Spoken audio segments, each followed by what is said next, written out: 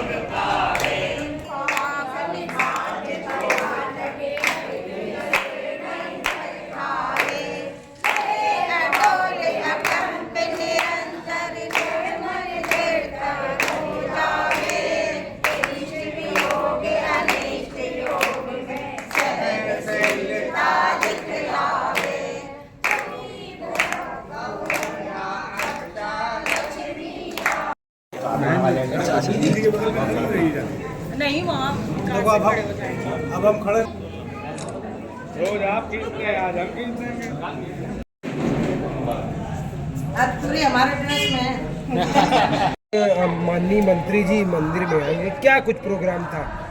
आज हमारे यहाँ आचार्य श्री 108 गुरुवर विद्यासागर महाराज जी की विनयाञ्जलि सभा थी। उसमें हम लोगों के द्वारा महाराज श्री को दीप प्रज्वलित करके उनको विनयाञ्जलि अर्पित करने के विनयाञ्जलि अर्पित करने के उद्देश्य से माननीय साध्वी निरंजन ज्योति जी यहाँ पर और गणमान्य व्यक्ति यहाँ पर पधारे हुए थे।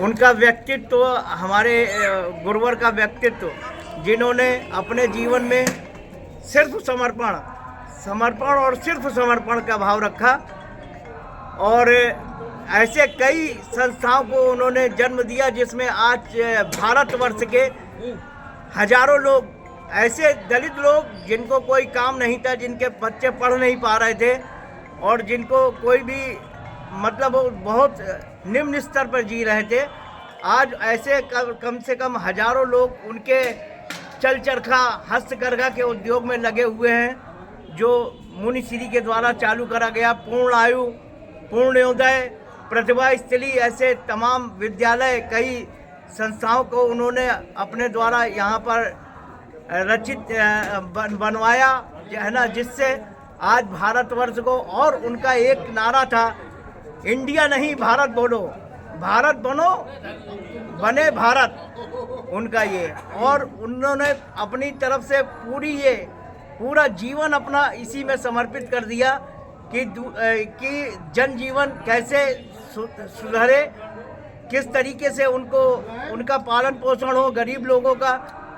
कई तीर्थ स्थलों का निर्माण उन्होंने, जैसे कुंडलपुर, नेमागिरी है ना, और कई ऐसे तीर्थ स्थलों का, अमरकंटक में ऐसे तीर्थ स्थानों का निर्माण कराया, और वहाँ पर हथकरघा के, उसके साथ साथ हथकरघा के, यहाँ तक कि सागर जेल में भी आज उनके नाम से हथकरघा का ऐसा कार्य चल रहा है जिसमें हजारों कैदियों को इस रोजगार, यहाँ पर रोजगार मिल सका है, जो अपने हाथ से वहाँ पर हथकरघा के वस्त्र बनाते हैं, और जो इंटरनेशनल उस पे मार्केट में पूरे देश विदेशों में वो उनका बनाया हुआ वस्त्र वहाँ तक बिक रहा है, जिसकी इनकम से उनको, उनका पालन पोषण, उनको, उनके बच्चों का पालन पोषण सब बराबर बहुत सुचारू रूप से चल रहा है। मंदिर और आप लोगों द्वारा समाज के लिए क्या किया जा रहा है? समाज के लिए महाराज जी ने समाज को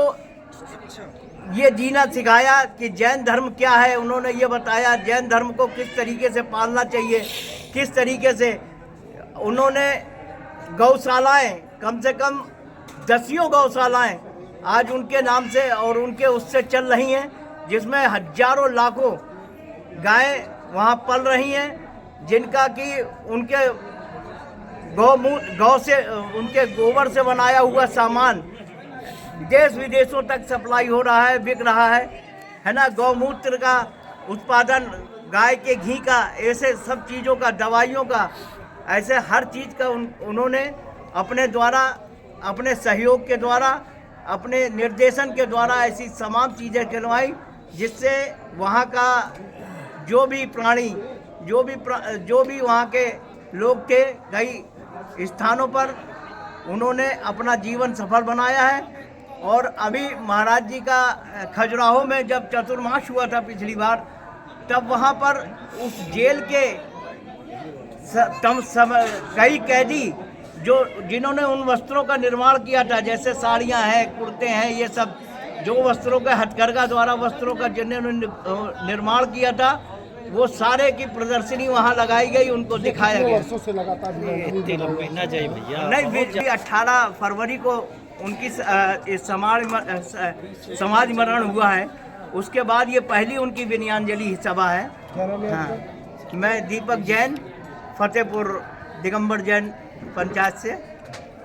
में क्या प्रोग्राम था और केंद्रीय मंत्री आए थे, क्या कुछ किया गया? आज जैन धर्म के परम पूज्य संत शिरोमणि आचार्य श्री 108 विद्यासागर जी महाराज की समाधि 18 तारीख को भोर पहर हो गई थी। आज उनकी विनयांजलि सभा थी। विनयांजलि सभा में केंद्रीय राज्य मंत्री साध्वी निरंजन ज्योति सहित भाजपा जिला अध्यक्ष मुखलाल पाल जी ने श्रद्धा सुमन अर्पित किए हैं आचार्य श्री को। आचार्य श्री महज जैन धर्म के लिए ही नहीं, पूरे सनातन के एक संत थे, पूरा सनातन उनको मानता था।